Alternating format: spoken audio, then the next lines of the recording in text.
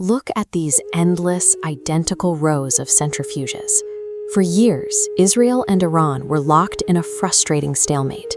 If Israel assassinated a nuclear scientist, a replacement was appointed by morning. If a facility was sabotaged, it was rebuilt within months.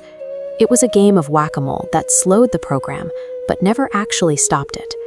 Everything changed in early 2018. Mossad agents breached a Tehran warehouse and made off with 1/2 ton of original nuclear documents. These files didn't just reveal blueprints. They exposed a network of underground facilities so deep they were completely invisible to traditional surveillance.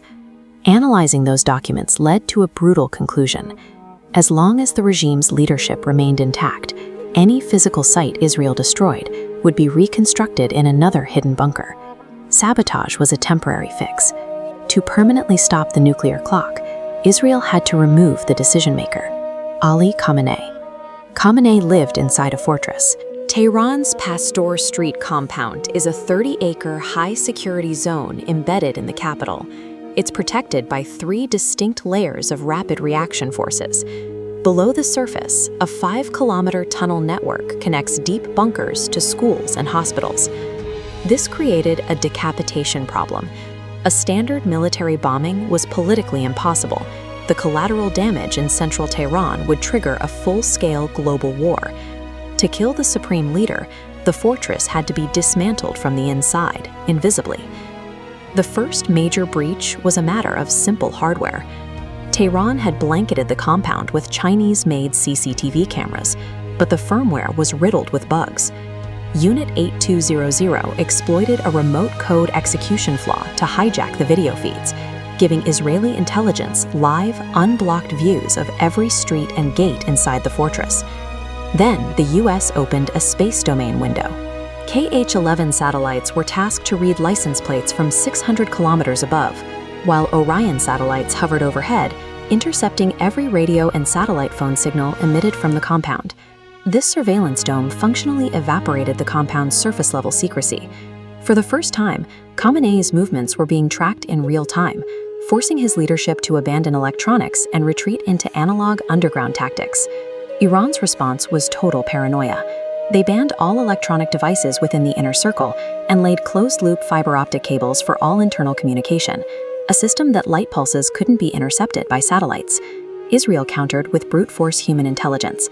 Mossad recruited or planted maintenance staff, analyzed the compound's physical garbage for clues, and infected the phones of peripheral workers with Pegasus spyware.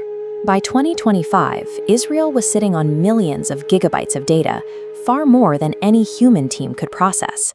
To find the signal in the noise, they turned to Palantir's Maven Smart System.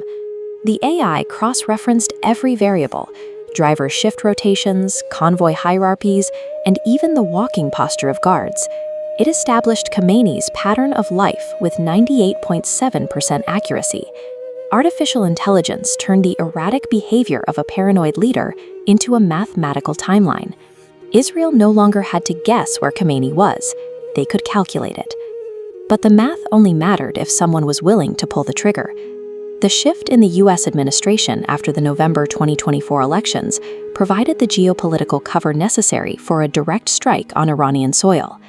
On the morning of the strike in February 2026, Unit 8200 activated years-dormant malware embedded in the supply chain of Iran's air defense systems. In an instant, the targeting computers for the S-300 batteries went blind.